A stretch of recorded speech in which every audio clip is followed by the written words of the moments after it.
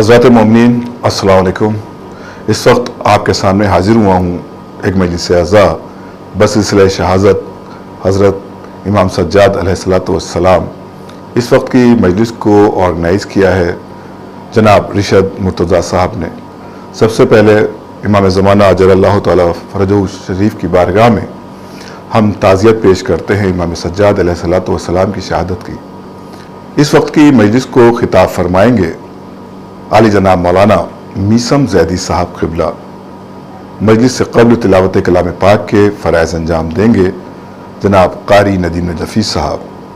बाद ख़त्म मजलिस इंशाअल्लाह नौखानी के फ़राइज़ अंजाम देंगे जनाब शाहबाज अली करबलाई साहब। आइए हज़रात, अब हम बाकायदा तौर पर मजलिस का आगाज़ तिलावत कलाम पाक से करते हैं और गुजारिश करते हैं क़ारी मोहतरम जनाब क़ारी नदीम नजफ़ी साहब से कि वो बज़रिए तिलावत बज़रिए कुरान ख़ानी मजलिस का आगाज़ फरमाएँ। अल्लाहुम्मा सल्लि अला मुहम्मदिन व आलि मुहम्मद। अऊज़ु बिल्लाहि मिनश शैतानिर लईनिर रजीम। बिस्मिल्लाहिर रहमानिर रहीम।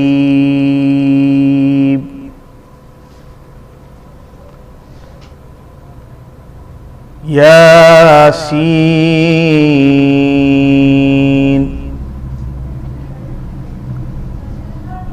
वल क़ुरआनिल हकीम इन्नका लमिनल मुरसलीन अला सिरातिम मुस्तक़ीम।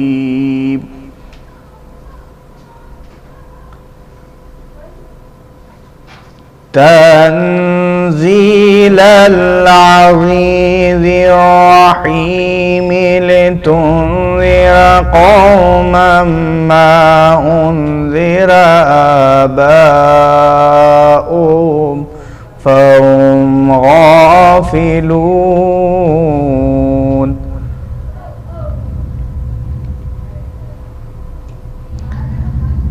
लक़द हक़्क़ल क़ौलु अला अक्सरिहिम फ़हुम ला युमिनून।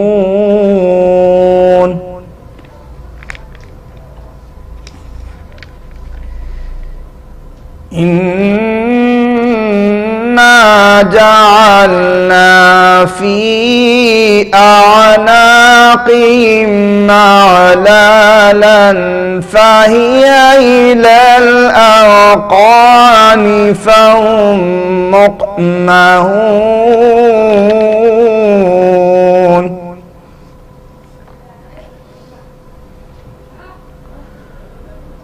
वजअलना मिन बैनि ऐदीहिम सद्दन व मिन ख़ल्फ़िहिम सद्दन फ़अग़शयनाहुम फ़हुम ला युबसिरून।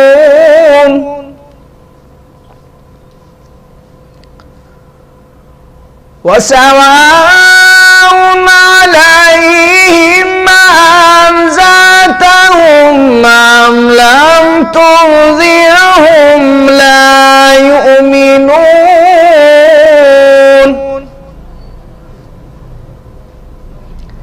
इन्नमा तुनज़िरु मन इत्तबअ ज़िक्र व ख़शिय अर्रहमान बिलग़ैब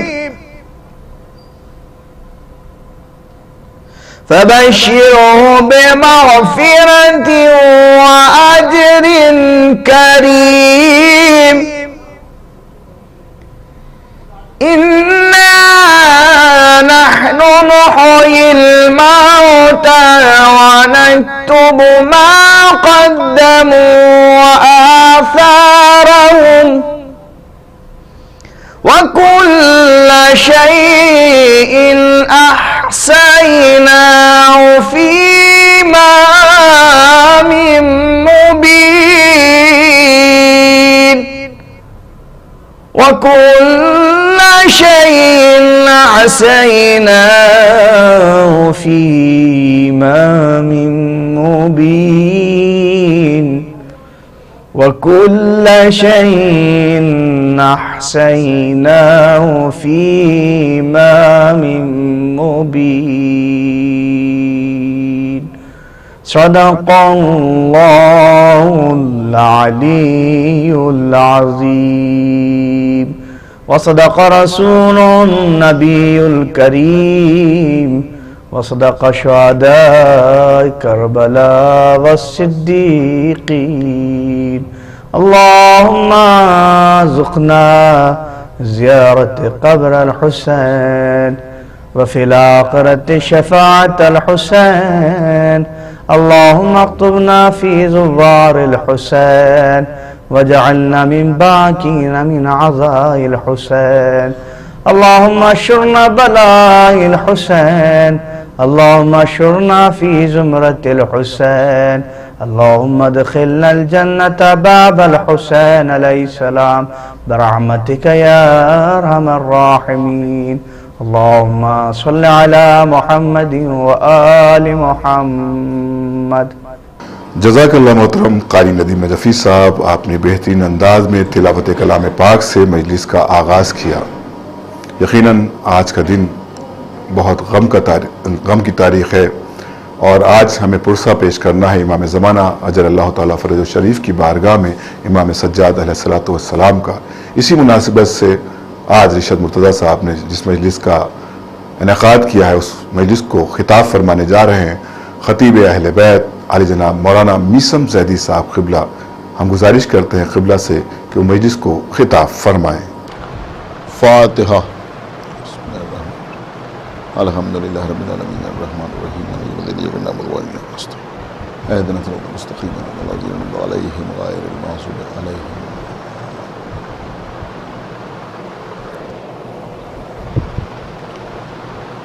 औज़ु बिल्लाहिस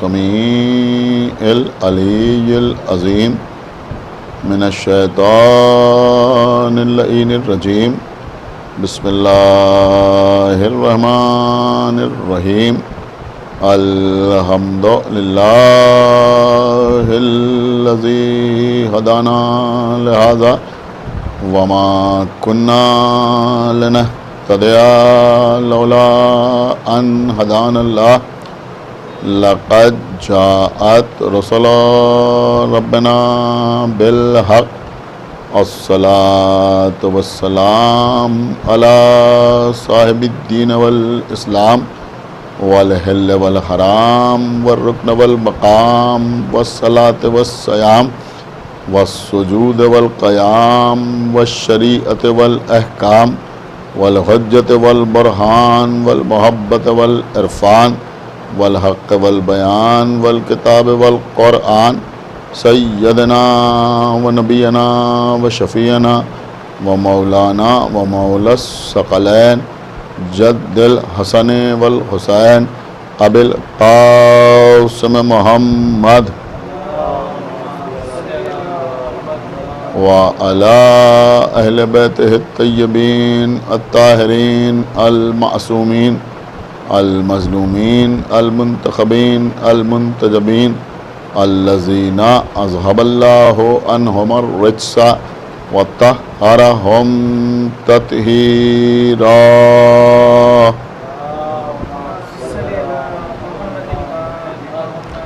व लअनतुल्लाहि अला आदाइहिम व क़तलतिहिम व गासिबी हुक़ूक़िहिम व मुनकिरी फ़ज़ाइलिहिम व मसाइबिहिम अजमईन मिनल आन इला यौमिद्दीन।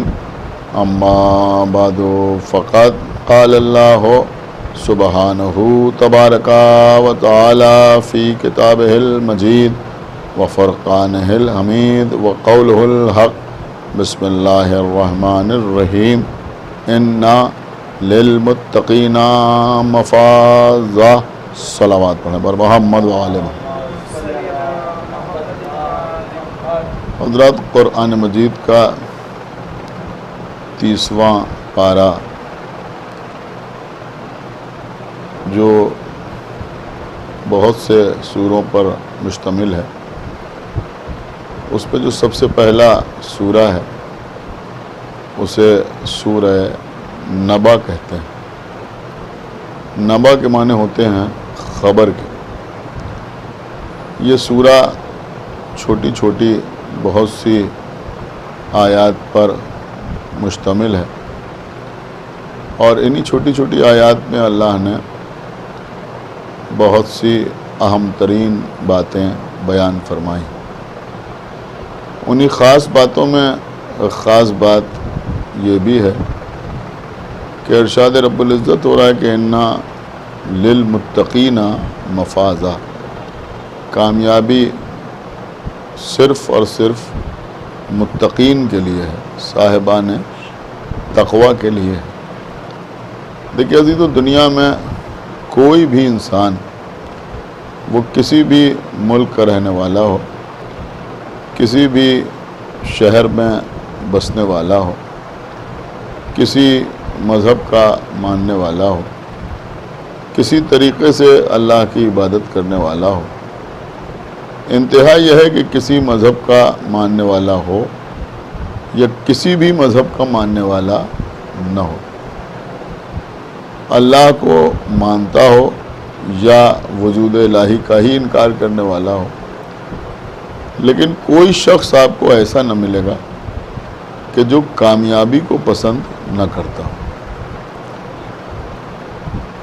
कोई शख्स ऐसा न मिलेगा जो फतह ज़फ़र को अज़ीज़ न रखता हो, वो नाकामी को दोस्त रखता हो, हार से मोहब्बत करता हो, शिकस्त को अज़ीज़ रखता हो।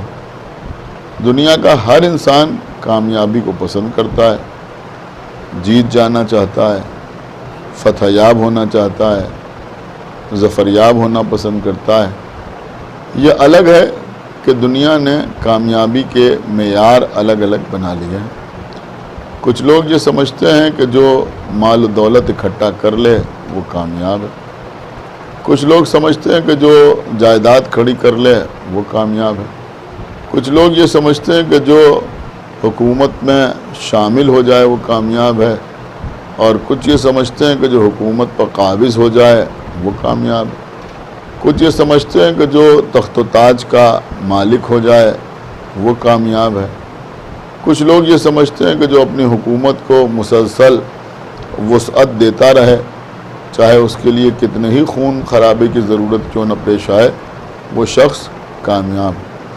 लेकिन अल्लाह की नज़र में न तो माल दौलत इकट्ठा करने वाला कामयाब है, न जायदाद बनाने वाला कामयाब है, न हुकूमत हासिल करने वाला कामयाब, बल्कि अल्लाह ने साफ साफ कहा कि इन्ना लिल मुत्तक़ीना मफ़ाज़ा, कामयाबी जो है वो साहिबान तक़वा के लिए है, वो परहेज़गारों के लिए है। एक सलावात पढ़ें बर मोहम्मद व आले मोहम्मद।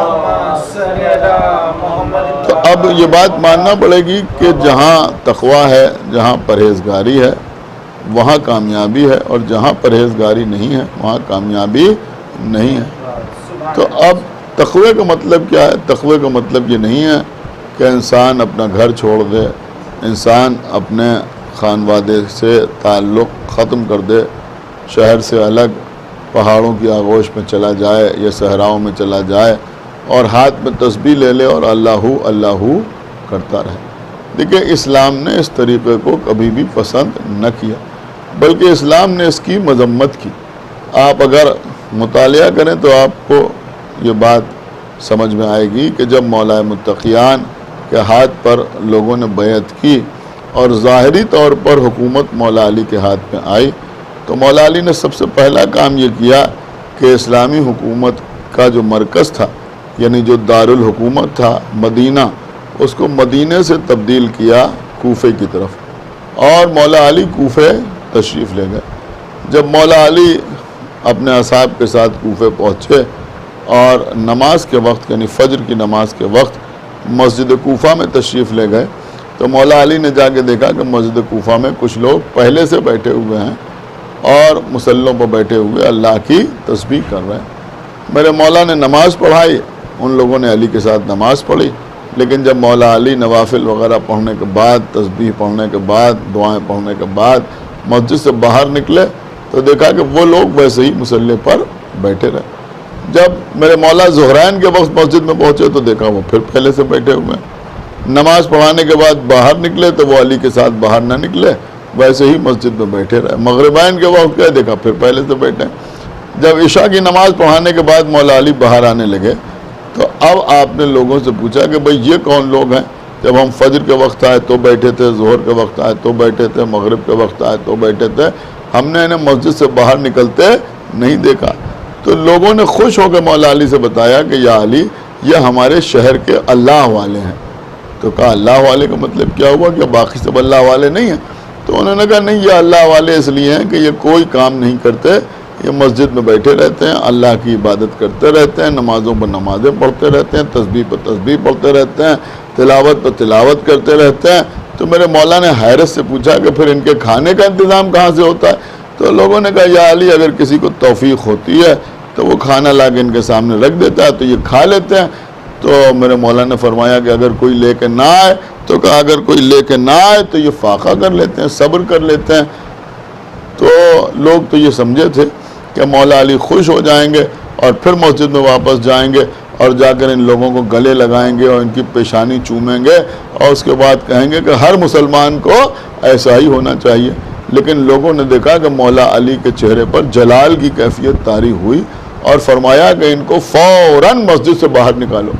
कहा या अली, ये तो अल्लाह वाले हैं, इनको मस्जिद से बाहर निकालें। तो मेरे मौला ने फरमाया कि तुम इनको बेहतर मखलूक समझ रहे हो और मैं समझता हूँ कि इनसे बेहतर तो शहर के कुत्ते हैं जो रिज़्क़ तलाश करने की कोशिश करते हैं। सलावत पढ़े मोहम्मद व आले मोहम्मद। तो मेरे अर्ज करने का मकसद सिर्फ यह है कि तक़वे का मतलब ये नहीं है कि इंसान दुनिया को छोड़ दे और अपने अहल वयाल से ताल्लुकात मुनक़ता कर दे और मस्जिद में जाकर बैठ जाए या जंगल में जाकर बैठ जाए या पहाड़ की आगोश में चला जाए। बल्कि तक़वे का मतलब क्या है, अगर आप ये समझना चाहते हैं तो फिर पैगम्बर इस्लाम की हदीस हमारे सामने आती है कि अल्लाह के रसूल इरशाद फरमाते हैं कि या अली हुब्ब का तक़वा वल ईमान। या अली, आपकी मोहब्बत का नाम तक़वा है और आपकी मोहब्बत का नाम ईमान है। तो इसका मतलब ये हुआ कि जहाँ मौला अली की मोहब्बत होगी वहाँ तक़वा होगा और जहाँ मौला अली की मोहब्बत ना होगी वहाँ तक़वा ना होगी। इस चीज़ को हर तरह से समझा जा सकता है कि भाई अगर हमको मौला अली से मोहब्बत होगी तो फिर हम उन्हीं चीज़ों को पसंद करेंगे कि जिन्हें मौला अली पसंद करते हैं और उन्हीं चीज़ों को नापसंद करेंगे जिनको मौला अली ना पसंद करते हैं। तो भाई इसी का नाम तो परहेजगारी है। सलावत पढ़े मोहम्मद व आले मोहम्मद।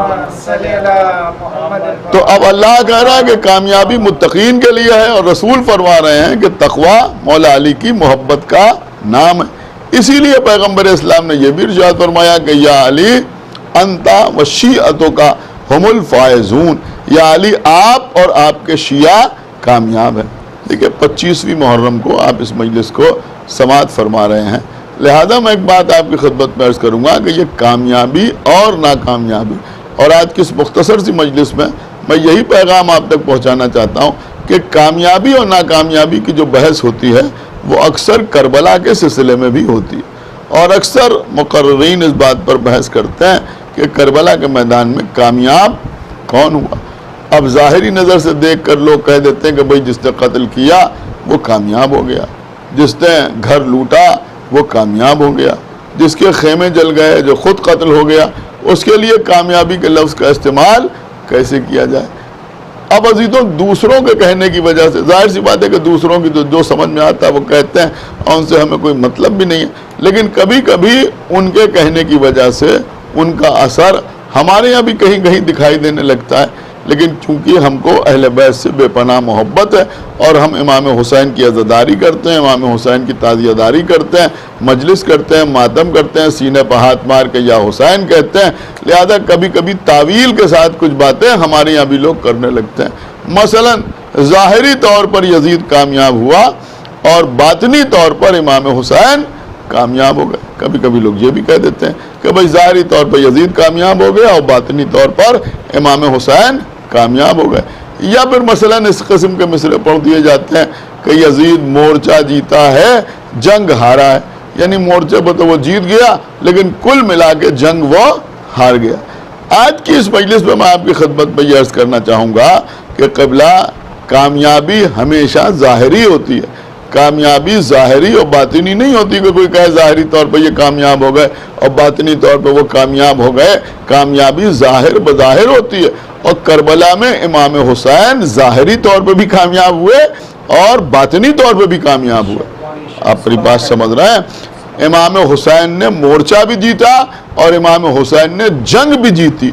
मैं समझता हूं कि किसी शरीफ आदमी के लिए, देखिए ये जुमला अगर लोगों तक पहुंच जाए इस मजलिस के हवाले से, कि किसी शरीफ आदमी के लिए यजीद के नाम के साथ कामयाबी के लफ्ज का इस्तेमाल ही हराम है। आपने समझा? यजीद के नाम के साथ कामयाबी के लफ्ज का इस्तेमाल जायज नहीं है। न वो ज़ाहिरी तौर पर जीता, न वो बातिनी तौर पर जीता, न वो मोर्चा जीता, न वो जंग जीता। आप कहेंगे आपके पास इस बात की क्या दलील है? नहीं, हमारे पास इस बात की दलील है कि यजीद को शिकस्त ही शिकस्त हुई। अब ज़रा आप गौर करें कि कैसे शिकस्त हुई। देखिए क़िबला, हर चीज़ की एक फितरत होती है, हर चीज़ का एक नेचर होता है। दुनिया में हर शय का एक नेचर होता है। मसलन पानी है तो पानी का नेचर है, पानी की फितरत है कि पानी हमेशा बुलंदी से पस्ती की जानिब बहता है। कभी पानी जो है वो पस्ती से बुलंदी की जानिब नहीं बहता। जब घर बनाए जाते हैं और फर्श बनता है तो लोग उसमें ख्याल रखते हैं कि भाई इस तरफ स्लोप बना दिया जाए, इस तरफ ढाल दे दी जाए। क्यों? क्या इसलिए कि अगर यहाँ पे पानी गिरे तो बह के उधर निकल जाए। तो पानी हमेशा बुलंदी से पस्ती की तरफ बहता है। बुलंदी से पस्ती की तरफ पानी को लाने के लिए न तो किसी पावर का इस्तेमाल करना पड़ता है, न ताकत का इस्तेमाल करना पड़ता है, न क़ुव्वत का इस्तेमाल करना पड़ता है। अभी भी आसार मौजूद हैं, लेकिन अक्सर लोगों को याद होगा कि जब शहर में ओवरहेड टैंक हुआ करते थे, बड़ी बड़ी टंकियां होती थी जिनसे पानी सप्लाई होता था। अभी भी वो टंकियां जगह जगह बनी हुई हैं, उनका इस्तेमाल हो या ना हो तो उस पर पानी भरा जाता था। अब जब घरों में वहाँ से पानी की सप्लाई होती थी तो लाइट आ रही हो या ना आ रही हो, लेकिन अगर ओवरहेड टैंक पे पानी भरा हुआ है तो सबके घरों में पानी आराम से आ जाता था। इसलिए कि अब जाहिर सी बात है कि उससे बुलंद कोई और इमारत नहीं होती थी, तो वहाँ से पानी आता था तो सबके यहाँ पानी आ जाता था। लेकिन बाद में क्या हुआ, उनका अंडरग्राउंड टैंक बनने लगे। अब जब अंडरग्राउंड टैंक बनने लगे तो मोटर के ज़रिए पानी सप्लाई होने लगा। तो अब जब मोटर के ज़रिए पानी सप्लाई होता है तो अगर लाइट चली गई तो पानी की सप्लाई भी चली गई। आप तवज्जो फरमा रहे हैं? अब लाइट आ रही है तो पानी भी आ रहा है और लाइट नहीं आ रही है तो पानी नहीं आ रहा है। तो मसला वही है कि पानी जो है वो हमेशा बुलंदी से पस्ती की तरफ बहता है। बिल्कुल इसी तरह से इंसान की फितरत यह है कि इंसान हमेशा तकलीफ से आराम की जानिब हिजरत करता है। यानी हिजरत जो होती है वो हमेशा तकलीफ से आराम की जानिब हिजरत होती है। जितनी हिजरतें हैं आप उनको देख डालें, हमेशा हिजरत जो है वो तकलीफ से आराम की जानिब होती है। पैगंबर इस्लाम ने भी जो हिजरत की मक्के से मदीने की तरफ, वो इसीलिए तो की ना कि मक्के में लोग परेशान कर रहे थे और मुसलमानों में जुल्म ढा रहे थे और मदीने वाले इस्तकबाल करने के लिए तैयार थे, तो पैगंबर मक्के से मदीने हिजरत करके आ गए। अब पैगंबर की हिजरत तो एक अलग चीज़ है। आप ज़रा गौर करें कि जो लोग हिंदुस्तान से मसलन अमेरिका चले गए, ऑस्ट्रेलिया चले गए, यूरोप के किसी मुल्क में चले गए या मिडिल ईस्ट में चले गए या दुबई चले गए, यहाँ चले गए, वहाँ चले गए, वो क्यों चले जाते हैं? किसको अच्छा लगता है अपना घर छोड़ना? लेकिन आदमी क्यों चला जाता है? कि इसलिए चला जाता है कि यहाँ परेशानी है, यहाँ उस तरह का कारोबार नहीं मिल रहा है, यहाँ पर मुलाजिमत नहीं मिल रही है। अब वो सोचते हैं दुबई में जाएंगे तो 4 पैसे कमा लेंगे, वो सोचते हैं कि मिडिल ईस्ट में जाएंगे तो हमारे घर का खर्च चल जाएगा, अमेरिका में जाएंगे तो हमारी ज़िंदगी बेहतर हो जाएगी। तो आदमी जो यहाँ से वहाँ जाता है, हिजरत करता है, वो इसीलिए तो करता है कि उसको यहाँ मसलन तकलीफ़ महसूस हो रही है और वहाँ आराम मिल रहा है तो वो वहाँ जा रहा है। लेकिन अगर किसी के लिए यही सारे चीज़ें मुहैया हैं तो वो कभी हिजरत करने की नहीं सोचता। यानी घूमने जाना या टहलने जाना या देखने जाना, सयाही के लिए जाना एक अलग बात है, लेकिन वो कहीं जाकर बसने की कोशिश नहीं करता। क्यों? का भाई यही सारी सहूलतें उसके लिए मौजूद हैं। तो हमेशा आदमी तकलीफ़ से आराम की तरफ हिजरत करता है। अब ये तो बड़ी सी हिजरत है। अब आप अगर गौर करें तो छोटी छोटी हिजरतें भी होती हैं।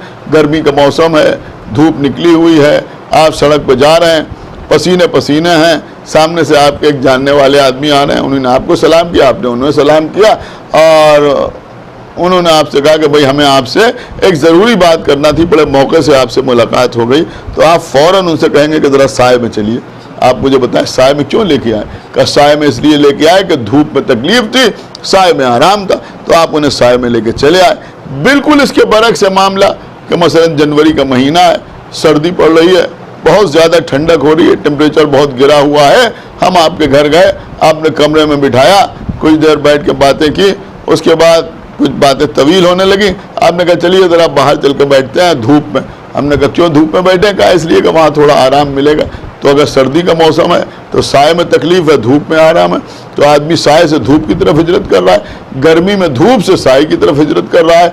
तो इंसान का मिजाज यह है कि वो हमेशा तकलीफ से आराम की जानिब हिजरत करता है। जिस तरह से पानी का मिजाज है कि पानी बुलंदी से पस्ती की जानिब बहता है, जिस तरह से इंसान का मिजाज है कि वो हमेशा तकलीफ से आराम की जानिब हिजरत करता है, बिल्कुल इसी तरह से सिपाहियों का मिजाज ये होता है कि बगावत हमेशा शिकस्त खुर्दा लश्कर में होती, यानी जो लश्कर हार रहा होता है, जहाँ शिकस्त हो रही होती है, वहीं से सिपाही निकल के उधर जाते हैं जिधर कामयाबी के आसार होते हैं। कभी ऐसा नहीं होता कि जिधर कामयाबी दिखाई दे रही हो उधर के सिपाही निकल के उधर चले जाएं जिधर नाकामी दिखाई दे रही हो। अब आप इस बात के ऊपर जितना गौर करें आपको लुत्फ आएगा। सारी दुनिया की तारीख गवाह है कि जब भी कोई जंग हुई तो हमेशा जब बगावत होती है तो शिकस्त खुर्दा लश्कर में बगावत होती है। जहाँ सिपाहियों को एहसास होता है कि भाई ये लश्कर हार जाएगा, हमें शिकस्त हो जाएगी, तो वो इधर से उधर चले जाते हैं कि उधर कामयाबी नजर आ रही। मेरे ख्याल में आज के सियासी हालात में भी आप अक्सर देखते हैं कि लोग एक पार्टी छोड़ कर दूसरी पार्टी में जाते हैं तो किधर जाते हैं? हारने वाली पार्टी की तरफ कोई नहीं जाता, लोग हमेशा उधर जाते हैं जिधर उनको कामयाबी के इम्कानात नजर आते हैं। अब देखिए करबला में कामयाब कौन हुआ? लोग कहते हैं साहब असर आशूर फैसला हुआ। मैं कहता हूँ असर आशूर फैसला नहीं हुआ, सुबह आशूर फैसला हुआ। खुदा के लिए बेदार होकर सुनिए, सुबह आशूर फैसला हुआ कि करबला के मैदान में कामयाब कौन हुआ। आप थोड़ा सा इस बात के ऊपर गौर करें कि शब आशूर 2 तकरीरें हो रही हैं। एक तकरीर पिसर साद कर रहा है, यानी उमर साद अपने लश्कर के सामने, और वहां लश्कर की तादाद बहुत ज्यादा है, असलहा भी हैं, घोड़े भी हैं, पानी की फरावानी भी है, रिस्क भी है, कोई कमी वहां नहीं है। एक तकरीर वहां हो रही, एक तकरीर आका हुसैन कर रहे हैं अपने छोटे से लश्कर के सामने, 72 सिपाहियों के सामने एक तकरीर इमाम हुसैन अलैहिस्सलाम कर रहे हैं। यहाँ प्यास है, यहाँ भूख है, छोटा सा लश्कर है, उस लश्कर में छोटे छोटे बच्चे भी हैं, इतने बूढ़े बूढ़े लोग हैं जनाब मुस्लिम इब्न औसजा जैसे कि जो अपनी कमर में पटका बांधे हुए हैं कमर को सीधा करने के लिए। एक तकरीर यहाँ हो रही, एक तकरीर वहाँ हो रही, लेकिन ज़रा दोनों तकरीरों को बड़ा आप गौर तो करें कि तकरीरों में क्या कहा जा रहा है, क्या कहा जा रहा है। वहाँ उमर साद जो तकरीर कर रहा है वो क्या कह रहा है अपने लश्कर के सामने? देखिए मैंने बहुत आराम से मजलिस पढ़ी, लेकिन बहुत अहम मैसेज इस वक्त इस मजलिस के जरिए मैंने दिया कि वहाँ तकरीर क्या हो रही है। वहाँ उमर साद कह रहा है कि कल जो पहला तीर इमाम हुसैन की तरफ फेंकेगा उसको 10,000 दिरहम इनाम में मिलेंगे, जो इमाम हुसैन से लड़ेगा उसको जागीर मिलेगी, उसको ओहदा मिलेगा, उसको मनसब मिलेगा, उसको अमीर की कुर्बत मिलेगी, वो माला माल हो जाएगा। उधर ये बात कही जा रही और सबसे कहा जा रहा है कि देखो कोई लश्कर छोड़ के जाने न पाए, सबको लालच दी जा रही। इधर आका हुसैन क्या कह रहे हैं? वो कह रहे हैं मैं तुम्हारी गर्दनों में से बैत उठाए लेता हूँ, चले जाओ। वो कह रहे हैं मैं तुम्हें जन्नत की बशारत देता हूँ, चले जाओ। वो कह रहे हैं मैं चिराग बुझाए देता हूँ, तुम चले जाओ।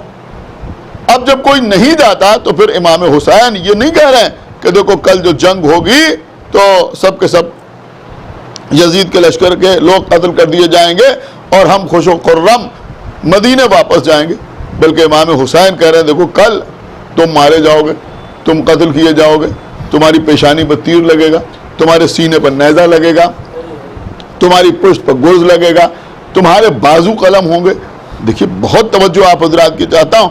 और फहरिस्त शुहदा में इमाम हुसैन हजरत अब्बास का नाम भी ले रहे हैं, शहजादे अली अकबर का नाम भी ले रहे हैं। क्यों ले रहे हैं? कहीं कोई ये ना कहे या किसी के जहन में ये ना हो कि भैया साहब हुसैन समझते थे कि हजरत अब्बास लड़ेंगे तो सारे लश्कर को काट के फेंक देंगे और हम जिंदा वापस चले जाएंगे। नहीं, बता दिया देखो कल मेरा अब्बास भी मारा जाएगा, उसके शान कलम होंगे, मेरे अली अकबर के सीने में बर्छी की यानी लगेगी, मैं भी मारा जाऊंगा। अब आप मुझे बताएं, एक तरफ देखिए अभी मैं मसाइल पढ़ूंगा आपकी खतबत में, एक तरफ लालच दिया जा रहा है ओहदे का, मनसब का, माल का, दौलत का, जागीर का लालच, और दूसरी तरफ खबर शहादत दी जा रही है। अब आप मुझे बताएं कि किधर से निकलकर सिपाहियों को किधर जाना चाहिए। लेकिन सुबह आशूर जब हम देखते हैं तो इमाम हुसैन के लश्कर से कोई एक आदमी निकल कर यजीद की तरफ जाना तो बड़ी बात है, वापस मदीने जाता हुआ या वापस अपने घर जाता हुआ नजर नहीं आता। लेकिन सुबह आशूर उधर से हुर इधर आ रहा है, हुर का बेटा इधर आ रहा है, हुर का गुलाम इधर आ रहा है। तो भैया बगावत हमेशा शिकस्त खुर्दा लश्कर में होती है। ये हुर का आना, हुर के बेटे का आना, हुर के गुलाम का आना ये बता रहा है कि कामयाबी हुसैन की तरफ नजर आ रही है, यजीद की तरफ नजर नहीं आ रही है। मैं समझता हूं कि हुर आ नहीं रहा है, ये हुसैन की कामयाबी का ऐलान हो रहा है। एक सलावत पढ़ा मोहम्मद व आले मोहम्मद। बस कबला मैंने मजलिस को तमाम किया। और इस बात के ऊपर भी आप गौर करें कि करबला के मैदान में जो यजीद ने लश्कर भेजा था वो किस लिए भेजा था, और इमाम हुसैन करबला के मैदान में किस लिए आए थे। का इमाम हुसैन करबला के मैदान में दीन को बचाने के लिए आए थे। यजीद किस लिए लश्कर भेज रहा है, कि यजीद इसलिए भेज रहा है कि हुसैन से बैअत ले ली जाए। मैं समझता हूं कि एक अक्लमंद के लिए समझना बड़ा आसान है कि अगर यजीद को इमाम हुसैन की बैअत मिल जाए तो यजीद कामयाब है, और अगर दीन क़यामत तक के लिए बच जाए तो हुसैन कामयाब है। हम समझते हैं कि खाली हमारी मजलिसें नहीं बल्कि मस्जिद से आती हुई आवाज़ अजान भी बताती है कि हुसैन कामयाब हो गए, यजीद नाकामयाब हो गया। खुदावंद आलम करवट करवट जन्नत अता करे और उनके दर्जात में इजाफा फरमाए। मरहूम खतीबुल ईमान बड़ी खूबसूरत सी बात इरशाद फरमाया करते थे। वो फरमाते थे कि ये इन लोगों ने जब इमाम हुसैन को कत्ल कर दिया तो आका हुसैन का सर नोके नेज़ा पे बुलंद किया, और सर को नोके नेज़ा पे बुलंद करके पूरे मैदान का चक्कर लगाया, और उसके बाद सर को लिए हुए दयार बदयार और बाजार व बाजार घूमे। तो वो फरमाते थे कि ये सर को उठाकर और नेज़े को लेके घूम कर लोगों को ये बताना चाहते थे कि देखो हुसैन कत्ल हो गए, हम कामयाब हो गए। लेकिन इमाम हुसैन के सर ने नोके नेज़ा से तिलावत करके बताया कि नहीं, हम कामयाब हैं, ये नाकामयाब है। हाँ अज़ीज़ों, एक दलील नहीं है, हज़ारों दलीलें इमाम हुसैन अलैहिस्सलाम के कामयाब होने की। आज 25 मुहर्रम की तारीख़ है। आप ज़रा तवज्जो फरमाएं कि ये दिन मंसूब है हमारे और आपके चौथे इमाम इमाम ज़ैनुल आबिदीन अलैहिस्सलाम से।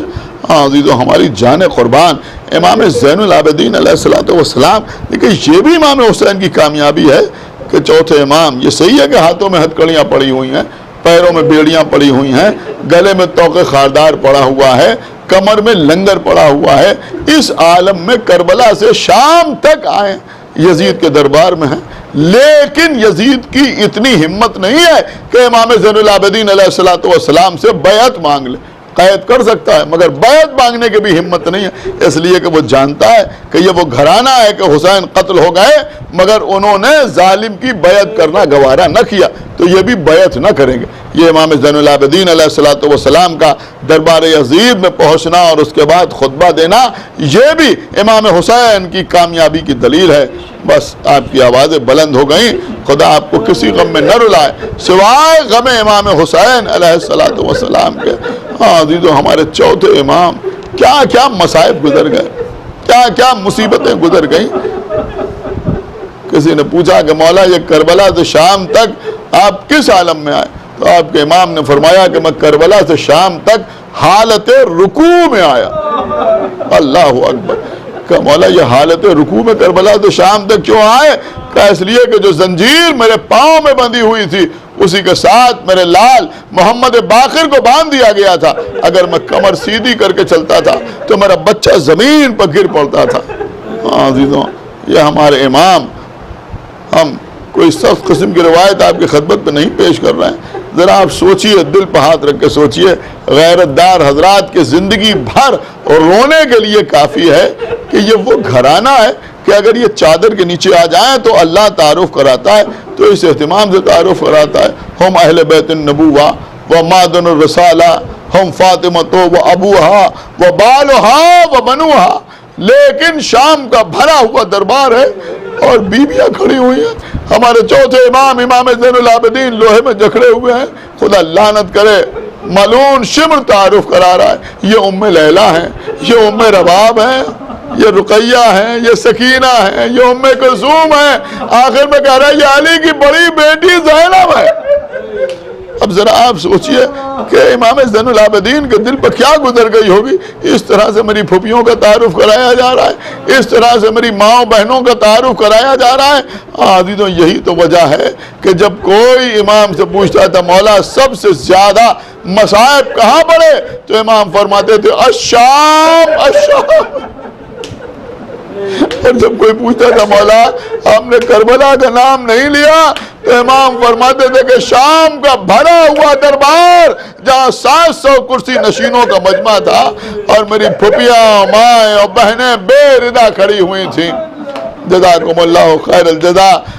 जो हमारे चौथे इमाम जिंदगी भर रोते रहे, जिंदगी भर आंसू बहाते रहे, अपने बाबा का नाम ले लेकर रोते थे। खाना सामने आता था तो रोते थे, पानी सामने आता था तो रोते थे। अजीजों आलम तो ये था कि रिवायात में मिलता है कि जब इमाम मदीने की गलियों से निकलते थे तो अगर किसी कसाब के सामने कोई कल्ले गोश्त पद रखा हुआ होता, यानी गोश्त का कोई टुकड़ा रखा हुआ होता था, तो वो उसके ऊपर कपड़ा डाल देता था। आपको मालूम है क्यों? इसलिए कि अगर इमाम की निगाह पड़ जाती थी तो इमाम रोने लगते थे। मैं खुल के बयान नहीं कर सकता, लेकिन मैं चाहता हूं कि आपको थोड़ा सा एहसास हो जाए।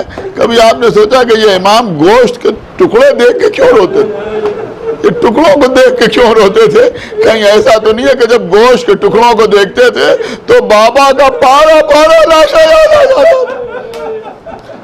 आगे बढ़ के अगर देख लेते थे तो उस कसाब से ये जरूर पूछते थे कि भाई तूने इस जानवर को ज़बह किया? तो वो कहता था हाँ मौला हमने इसे ज़बह किया। तो इमाम कहते थे कि तूने ज़बह करने से पहले उसे पानी पिला लिया था? तो वो कहता था कि हम आपके जद का कलमा पढ़ने वाले हैं, हम उस वक्त तक जानवर को ज़बह नहीं करते जब तक उसे 3 मरतबा पानी न पिला लें। एक मरतबा इमाम करबला का रुख करते थे और आवाज़ देते थे ए मेरे बाबा, आज मुसलमान जानवर को ज़बह करता है तो पहले पानी पिला लेता है, फिर कहते थे वल्लाह कुतिला अबी अतशान, हाय मेरा बाबा हुसैन जो करबला में प्यासा मारा।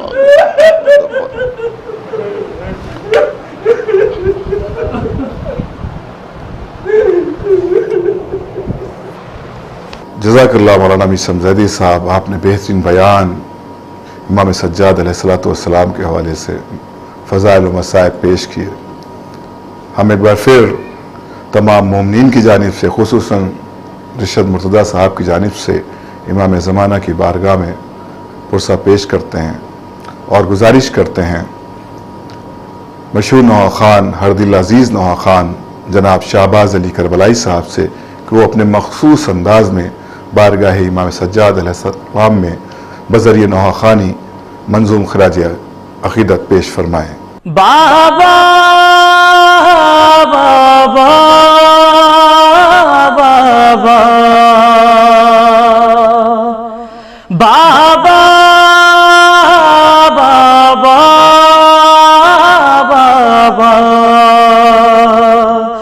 सकीना का है नौहा, सकीना का है नौहा, मेरे बाबा कहाँ हो, मेरे बाबा कहाँ हो, मेरे बाबा कहाँ हो, मेरे बाबा कहाँ हो, मेरे बाबा कहाँ हो, मेरे बाबा कहाँ हो, मेरे बाबा कहाँ हो, मेरे बाबा कहाँ हो, कहाँ ढूंढूं मैं बाबा, कहाँ ढूंढूं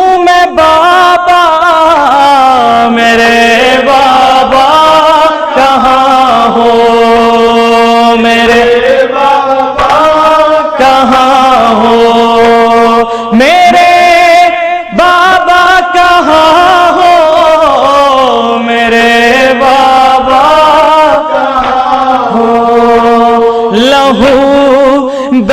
रहता है बाबा जहाँ कहीं पर कहीं लाश पड़े हैं खून में तर।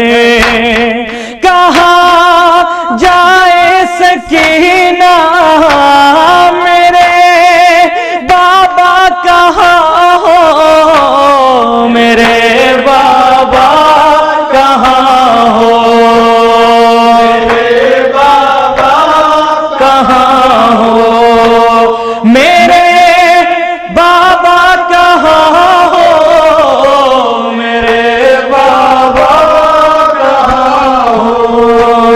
न तुम आए तो मैं रोऊंगी बाबा, मैं किसके पास फिर सोऊंगी बाबा।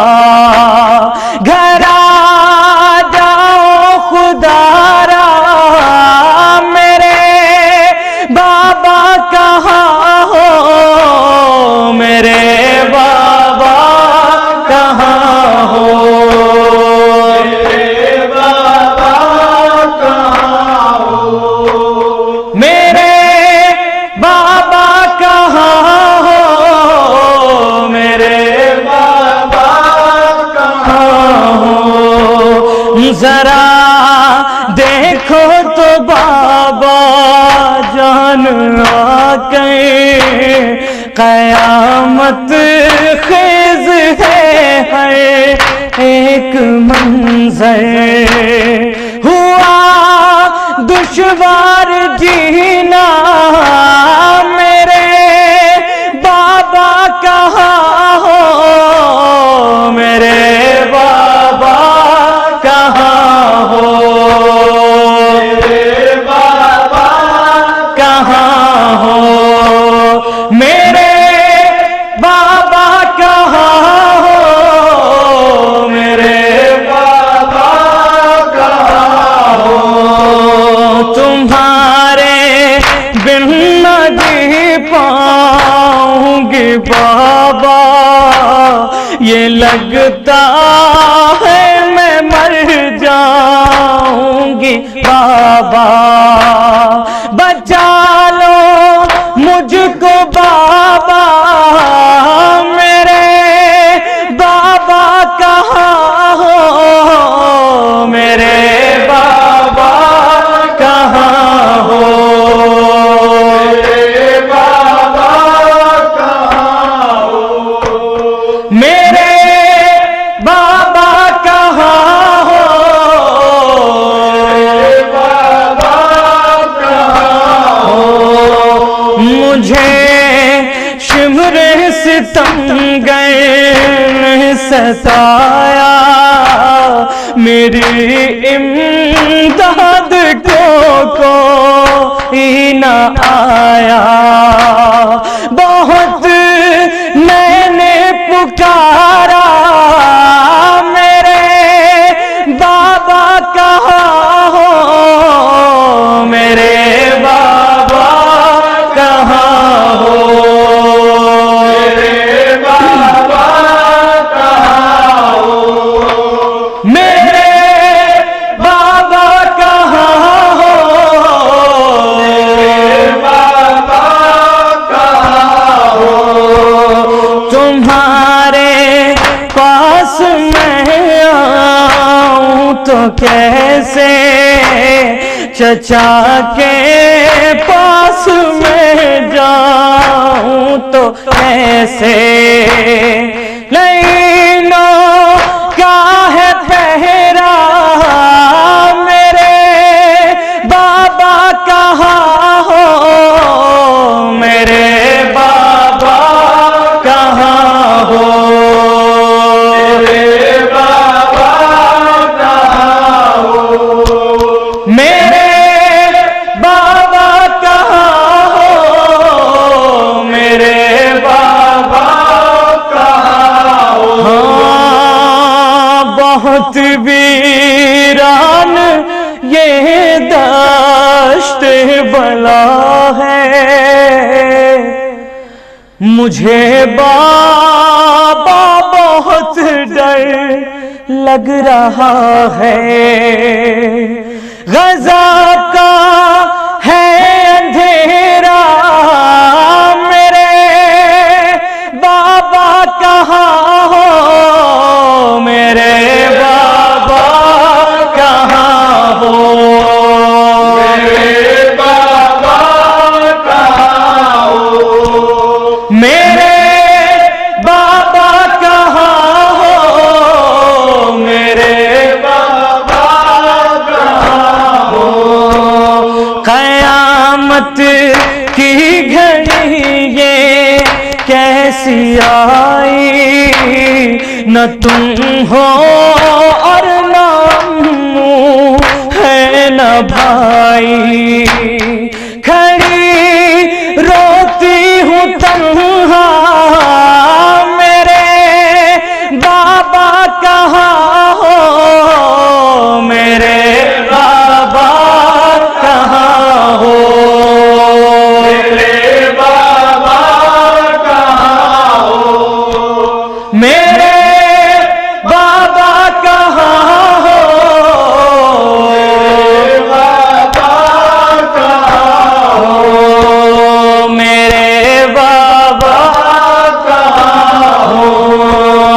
बहुत वीरान गेदा से बला है, मुझे बाबा बहुत डर लग रहा है, गज़ब का है अंधेरा, मेरे बाबा कहाँ हो, मेरे बाबा कहाँ हो, मेरे बाबा कहाँ हो, मेरे बाबा कहाँ हो, मेरे बाबा कहाँ हो। सदा आई न रो बाली सकीना, मेरे पास आ मेरी प्यारी